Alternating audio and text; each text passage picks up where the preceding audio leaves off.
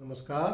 मैं doctor R N Sharma, पूर्व वरिष्ठ पशु चिकित्सा अधिकारी, पूसा इंस्टीट्यूट, नई दिल्ली।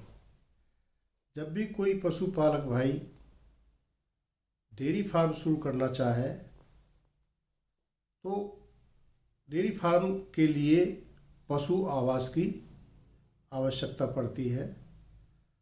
तो जब भी पशु आवास बनाएं तो कुछ बातों का उसमें ध्यान रखें।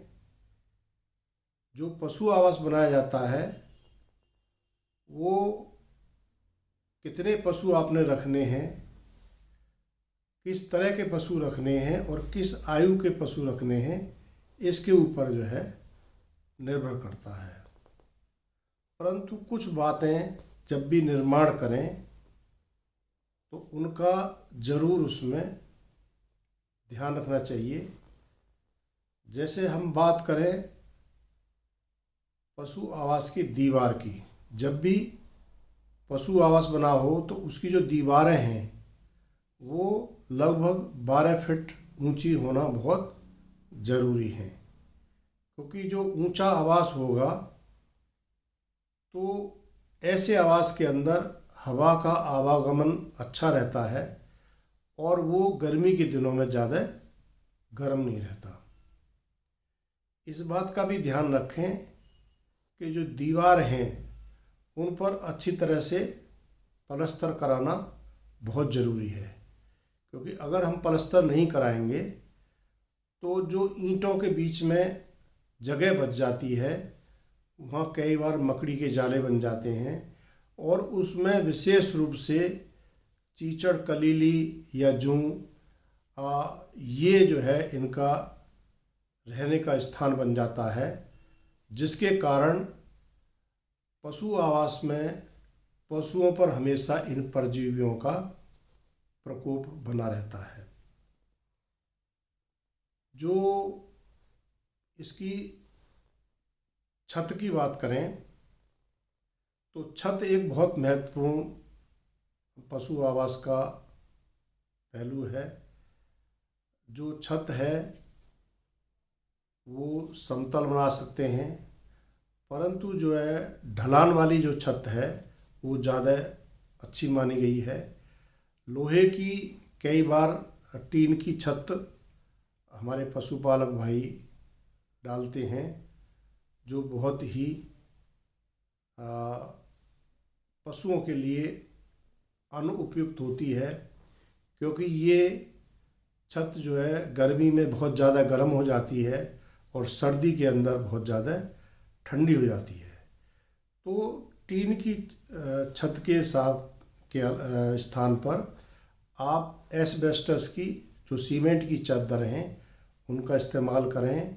ये चादर गर्मी में बहुत ज़्यादा गर्म नहीं होती और सर्दी में बहुत ज़्यादा ठंडी भी नहीं होती।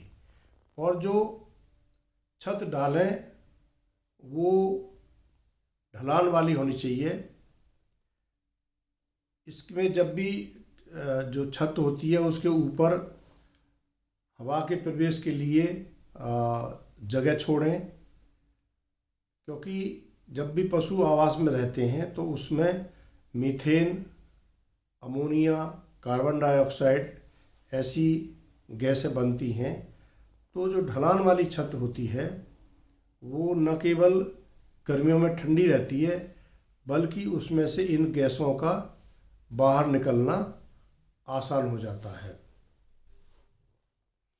अब बात करें इसके फर्श की, तो जो फर्श है पशु आवास का फर्श मजबूत होना बहुत ज़रूरी है। उसकी नींव अच्छी तरह से रखें और वो ऐसे इस तरह से बनाएं कि उसमें पशु फिसले नहीं। जो फर्श है हमेशा खुरदरा रहना चाहिए। जैसे आजकल इंटरलॉकिंग टाइल्स उपलब्ध हैं तो इनका जो फर्श है वो काफ़ी मजबूत रहता है और काफ़ी दिन तक जो है टिकाऊ भी रहता है। जो फर्श के पीछे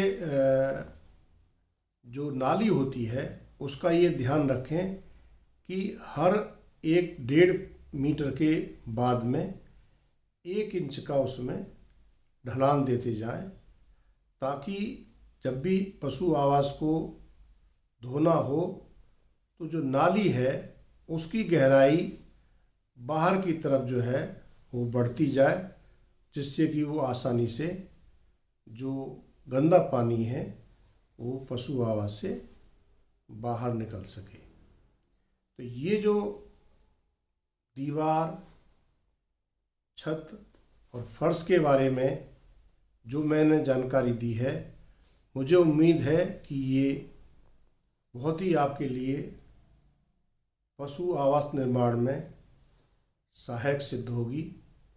आपने मेरा ये वीडियो देखा, इसके लिए आपका बहुत बहुत धन्यवाद।